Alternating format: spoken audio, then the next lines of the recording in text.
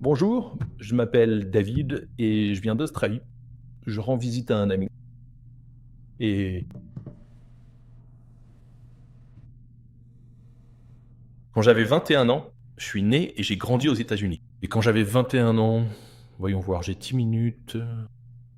Bon, ça va être intéressant.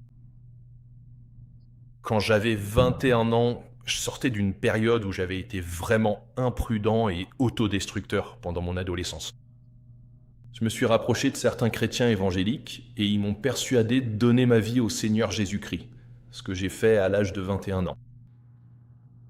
Et j'ai décidé de devenir un disciple, de connaître la parole de Dieu et de vivre selon la parole de Dieu. Je voulais pas simplement rester assis sur un banc quelque part. Connaître la parole et vivre la parole, surtout quand j'ai commencé à la lire et que j'ai découvert toutes ces choses vraiment passionnantes dont je n'avais jamais entendu parler, ayant grandi dans une famille catholique pratiquante. Par exemple, dans l'évangile de Jean, verset 12, il est écrit « À tous ceux qui l'ont reçu, il a donné le pouvoir de devenir enfants de Dieu ». Et je me suis dit « Waouh, personne m'avait jamais dit ça, tu vois ». Et puis, je suis arrivé au livre des Actes et je me suis dit « Waouh, c'est incroyable ». Tu sais, il y avait des signes, des prodiges et toutes sortes de choses glorieuses qui se passaient. Et je me suis dit « Allons-y, faisons-le ». C'était pleinement excitant. Mais pour être honnête, mon expérience de chrétien évangélique, avec le temps, est devenue de plus en plus frustrante. J'ai connu déception sur déception, encore et encore, en tant que chrétien évangélique. Parce que je ne sais pas à quel point vous connaissez tous le christianisme évangélique. Il y a là-bas des gens formidables et sincères, c'est certain, et j'en faisais partie. Mais en général, la croyance, c'est ce qu'on appelle la sola scriptura, c'est-à-dire que seule la Bible est la règle de foi et de pratique. La sola scriptura, ça ne marche pas, d'accord? Quand Joseph Smith était un jeune homme frustré à l'âge de 14 ans, parce qu'il y avait toute cette confusion religieuse et qu'il ne savait pas quoi croire ni qui suivre, il y avait environ 200 groupes et dénominations chrétiennes sur la surface de la Terre. Et la dernière fois que j'ai vérifié, il y a quelques mois, dans l'étude de l'Institut théologique Gordon Conwell sur le christianisme mondial, le dernier chiffre est de 46 000. D'accord. Et tout cela arrive parce que quelqu'un a une Bible et fait partie d'un groupe particulier, disons les baptistes du libre arbitre, et il voit quelque chose dans les Écritures qui est différent de ce que son groupe enseigne. Alors il se sépare et fonde les baptistes du libre arbitre remplis de l'esprit, ou les baptistes du libre arbitre pré-tribulation remplis de l'esprit, ou les baptistes du libre arbitre du milieu de la tribulation. Vous voyez le tableau? C'est comme... Et ce n'est absolument pas simplement un exercice intellectuel dont tu es en train de nous parler. T'en viens à croire en Jésus? Tu veux t'aimer les uns les autres? Tu veux te soutenir mutuellement? Tu veux ne faire qu'un? Tu veux savoir en quoi croire et comment, puis comment tu devrais vivre? Et il n'y a pas d'unité, il n'y a pas de voie commune. Et régulièrement, les églises se divisent. Scission après scission, et les gens sont blessés, et les gens sont blessés. En gros, tu crois en Jésus, mais t'es pratiquement laissé à faire ce qui te semble juste, tant que tu peux le justifier avec la Bible. Le problème, c'est que tu peux justifier à peu près n'importe quoi avec la Bible, ou rien du tout, tu vois. Et juste pour être clair, c'est devenu de plus en plus frustrant et de plus en plus décourageant au fil du temps. Parce que vraiment, je lisais vraiment la parole de Dieu. Et j'aime la parole de Dieu. Et il disait des choses très profondes, comme si tu lis la prière sacerdotale de notre Seigneur Jésus-Christ dans Jean 17, le cri de son cœur était que ce qui découlerait du sacrifice de son expiation serait qu'il y ait un peuple uni, tout comme lui et le Père sont un, afin que le monde croie et que le monde sache qu'il les aime autant qu'il aime son Fils unique. Mais ce dans quoi j'étais impliqué, c'était juste un bazar confus, en gros. Aucun témoignage commun. Le témoignage du christianisme évangélique auquel je participais Je parle de 47 ans à essayer de trouver un endroit où il y aurait de l'autorité et de l'unité. Et une communion qui reposerait sur des bases solides. Et de le voir s'effondrer encore et encore à maintes reprises. Et ne pas avoir, vous savez, élevé une famille au milieu de tout ça, sans rien d'assez réel pour que mes enfants puissent le voir. Quelque chose qui vaille la peine qu'ils y consacrent leur vie. Et donc, voir le monde dévorer mes enfants à mesure qu'ils grandissaient. Et je veux dire, je pourrais vous raconter histoire après histoire, mais on parle de 47 ans de chagrin. Quand j'avais 21 ans, je voulais vraiment porter du fruit qui demeure. Et en 47 ans d'efforts, je n'ai jamais réussi à le faire. D'accord? Allons, essayons d'alléger un peu l'ambiance. C'est une histoire très triste en fait, mais elle a une fin heureuse. Grâce à vous. Et grâce à Joseph Smith. Et grâce à Brigham Young. Et grâce à la restauration dont vous faites partie, et dont vous ne réalisez peut-être même pas à quel point elle est précieuse, parce que vous y êtes né et avez grandi dedans. Mais je suis arrivé à un point où j'avais cherché sous toutes les pierres possibles auxquelles je pouvais penser. J'avais exploré le temps et l'espace. J'avais parcouru la Terre essayant de trouver un endroit où... Et vous? Cela peut vous sembler étrange, mais il y avait en fait une restauration de l'autorité apostolique et prophétique, de sorte que vous pouviez vraiment... Vous voyez, si vous lisez la Bible, si vous êtes comme tout le monde, vous... J'aimerais pouvoir marcher avec Jésus, vous voyez? Mais dans Matthieu 10, 39, Jésus a dit quelque chose d'incroyable. Il a dit, regardez, vous n'êtes pas seulement, de même que mon Père m'a envoyé, moi aussi je vous envoie. Il a dit, quiconque vous reçoit m'accueille en sa demeure, et celui qui m'accueille reçoit celui-là même qui m'a envoyé ici-bas. Et donc, son plan, le plan du Père Céleste, lorsque le Christ est monté au ciel, n'était pas « voici, je vous donne un livre ». Pendant la majeure partie de l'histoire humaine, personne ne savait lire. Et même s'il l'avait pu, il n'aurait pas pu produire de livre. Vous savez, son plan était... C'est quoi? Dans Éphésiens 1, vous savez, dans l'administration de la plénitude des temps, et puis finalement dans Éphésiens 2, qu'il a rassemblé en un tous ceux qui sont en Christ. Et dans Éphésiens 2. Il est question de comment. L'Église est bâtie sur le fondement des apôtres et des prophètes, Jésus-Christ lui-même étant la pierre angulaire. J'ai passé 47 ans à chercher des apôtres et des prophètes restaurés, et je n'ai même jamais pensé à regarder du côté de l'Église de Jésus-Christ des saints des derniers jours. Parce que la vérité, la triste vérité, c'est que le christianisme évangélique est rempli d'un brouillard accusateur. Dans le livre de Mormon, ils appellent cela un brouillard de ténèbres, mais c'est un brouillard accusateur, un brouillard d'accusation contre la plus belle chose sur terre. Contre la restauration, contre l'Église de Jésus-Christ des saints des derniers jours. Il y a ce brouillard accusateur qui rejette les saints des derniers jours en disant qu'ils ne sont même pas chrétiens, qu'ils ont un Jésus différent, un Dieu différent. Vous avez tous déjà entendu ce genre de choses. Et c'est le discours monolithique du christianisme évangélique. Au point que j'ai entendu ou participé à ce genre de conversation des centaines de fois pendant presque un demi-siècle. Et jamais je n'ai entendu une seule voix s'élever contre ce brouillard d'accusation pour dire « Non, non, ils croient en Jésus. Ce sont nos frères et sœurs. Je n'ai jamais entendu une telle chose. » Ça ne m'a même jamais effleuré l'esprit. Je veux dire, j'étais là à tourner en rond, à mourir de soif dans le désert pour ce que vous avez, et je n'ai même jamais pensé à visiter une église mormone, une église des saints des derniers jours, alors que j'ai eu toutes sortes de rencontres avec des membres de l'église.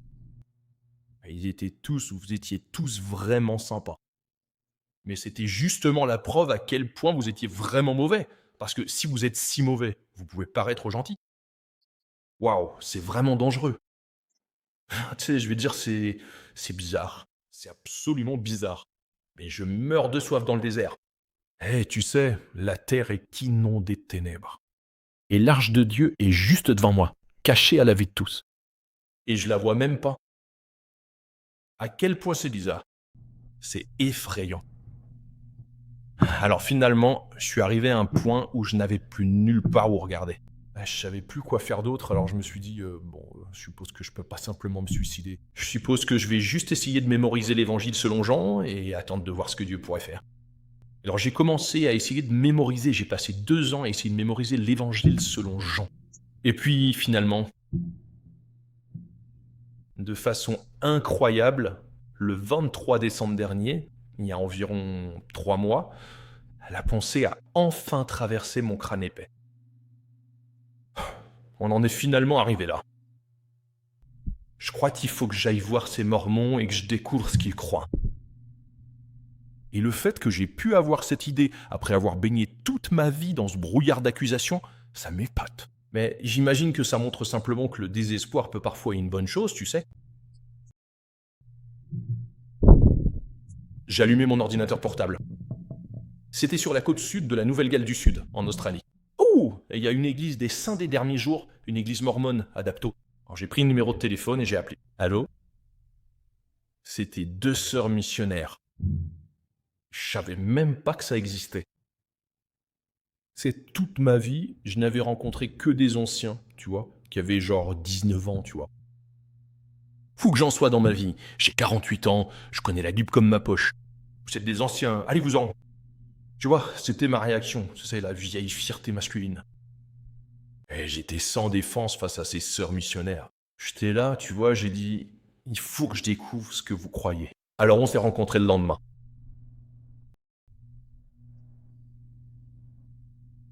Ces 2 sœurs missionnaires, sœur Braithwaite et sœur Devereux,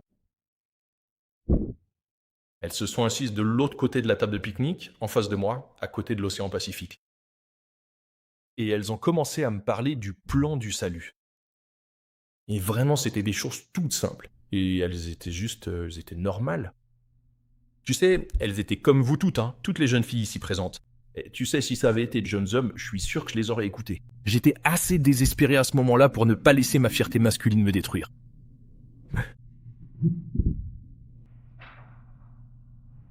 C'était incroyable, parce que ces 2 sœurs, j'ai découvert plus tard qu'elles aimaient vraiment l'Église et qu'elles avaient beaucoup d'admiration pour les autorités générales. Et elles accueillaient vraiment les apôtres et les prophètes. Tu sais, elles ont le Léaona de la dernière conférence, et tu vois, chez le président Nelson, une phrase sur 2 est surlignée et tout ça. Mais c'est quoi? Parce qu'elles ont accueilli celle qui avait été envoyée. Qui ont-elles reçu? C'était comme si je parlais au Seigneur Jésus-Christ. C'est comme s'il y avait une autorité présente. Et elles avaient une autorité. Et je me disais, ce sont des filles de 19 ans. Comment peuvent-elles avoir une telle autorité? Je n'arrivais pas à y croire. Ça m'a complètement sidéré. Je n'avais jamais rien vécu de tel. Et je savais, enfin, j'avais appris des choses en errant dans le désert. Parce que partout où j'allais, je mettais tout à l'épreuve et je retenais ce qui me semblait bon. Et une chose que j'avais apprise, c'est que la vraie foi, c'est la reconnaissance de l'autorité. C'est comme quand l'autorité du Père Céleste te regarde droit dans les yeux, comme pour le centurion. Vous savez, c'est un soldat romain païen, avec 100 soldats romains sous ses ordres, et il s'approche du Seigneur Jésus-Christ et il dit « Écoute, je suis un homme sous autorité. Je dis « Va » et il va. « Viens » et il vient. T'as même pas besoin de venir chez moi. Dis seulement un mot et mon serviteur sera guéri. » Et la réponse du Christ, c'est « Franchement, je n'ai vu une foi pareille nulle part en Israël. » Vous voyez, c'est ça. J'écoute ces sœurs missionnaires et elles ne sont pas différentes de vous. Elles n'étaient pas des super girls ou quoi que ce soit, vous voyez. Mais parce qu'elles étaient amoureuses de l'Église de Jésus-Christ des Saints des Derniers Jours, et amoureuses du chemin de l'Alliance, et amoureuses du président Nelson, des dirigeants apostoliques de l'Église et des enseignements de l'Église. Quand elles me parlaient, tout ce à quoi je pouvais penser, c'est ce qui est dit à la fin du Sermon sur la montagne, à la fin de Matthieu chapitre 7, quand il est écrit que les gens étaient frappés par son enseignement parce qu'il parlait avec autorité, et non pas comme leur docteur de la loi. Et c'était exactement ça, et franchement, ça m'a complètement bouleversé. Alors j'ai continué à les rencontrer, et à quelques reprises, j'ai essayé de prendre du recul. Parce qu'il y avait certaines choses qu'on devait traverser qui étaient difficiles. Mais je pouvais tout simplement pas échapper à la certitude que j'étais attiré par l'esprit du Dieu vivant, et que l'autorité, enfin, après une vie à la chercher, Je l'avais enfin trouvée. Où se trouvait cette autorité ? Parce qu'en réalité, c'est comme, tu sais, sans la restauration de l'autorité apostolique et prophétique, et bien sûr, cela signifie Joseph Smith, est véritablement un prophète de Dieu. Le livre de Mormon est vrai, et la doctrine et alliance est vraie. C'est comme si tout découlait de cela. Mais sans cette autorité, tu continues à te débattre dans l'océan, tu vois. Il n'y a que l'autorité de Dieu qui peut vraiment te hisser sur l'arche et te mettre sur un chemin d'alliance. Et juste pour conclure, c'est comme... ces sœurs missionnaires, elles m'ont sauvé la vie, mec. Juste leur volonté de sortir et simplement... Le plan du salut qu'elles m'ont présenté, ça faisait 30 ans que je marchais en sachant que c'était ça, le plan du salut. Et je ne connaissais aucun endroit dans le christianisme évangélique où c'était enseigné. Tu sais, je pouvais pas... Ça faisait des décennies que je n'avais plus la foi d'essayer d'amener les gens à demander à Jésus d'entrer dans leur cœur. J'ai été baptisé 5 fois et je n'avais fait que me mouiller. D'accord. Parce que c'est ce qui arrive s'il n'y a pas une autorité appropriée pour vraiment t'amener sur un chemin d'alliance, où tu peux être sous une bonne autorité et marcher ensemble vers l'accomplissement de ton potentiel divin, tu vois. Bref, pendant les 2 mois qui ont suivi, j'ai juste assisté à la paroisse. Je suis tombé amoureux de tout le monde là-bas, je suis tombé sous le charme de l'évêque Massima, et j'ai commencé à écouter les discours de la conférence. Je suis tombé amoureux des autorités générales. Enfin, je veux dire, j'ai cherché des dirigeants comme les vôtres partout sur Terre pendant presque un demi-siècle, et je savais même pas que des gens de la qualité de vos dirigeants existaient. Je n'ai rien trouvé de semblable nulle part. Et puis, j'ai commencé à écouter ces discours de conférence. C'est tout simplement stupéfiant.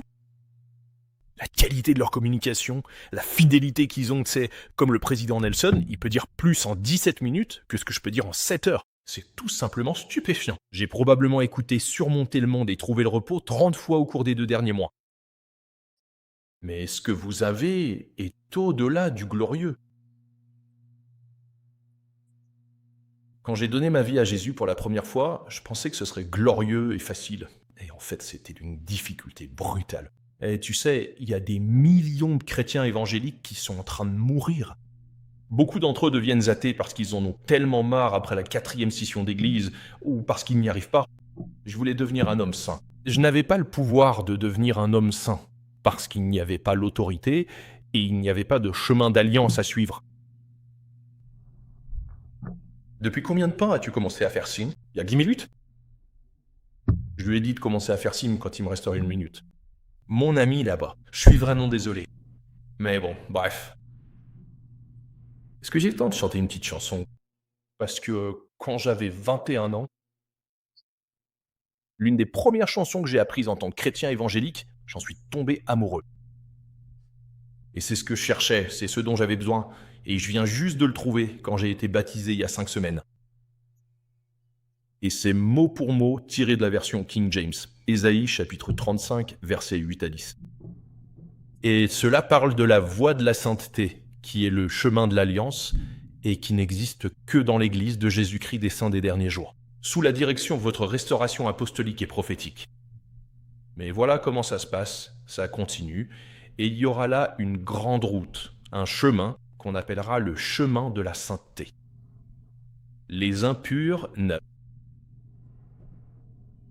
ils ne passeront absolument pas par ce chemin-là, mais elle sera réservée uniquement pour eux. C'est ma phrase préférée. Le voyageur, même s'il est insensé, ne s'y égarera pas. Aucun lion ne s'y trouvera. Aucune bête féroce n'y montera. On ne les y trouvera pas, mais les rachetés y marcheront. Et les rachetés du Seigneur reviendront et arriveront à Sion avec des chants et une joie éternelle sur leur tête. Ils obtiendront la joie et l'allégresse, et la douleur et les soupirs s'enfuiront. Et c'est ce que j'ai cherché toute ma vie. Et je suis très reconnaissant de l'avoir trouvé grâce à Joseph Smith, Brigham Young, et à chaque saint fidèle qui a suivi ce chemin. Depuis, il existe en fait une arche pour que l'homme de 68 ans puisse y monter, après une vie de recherche douloureuse. Et j'en suis vraiment reconnaissant.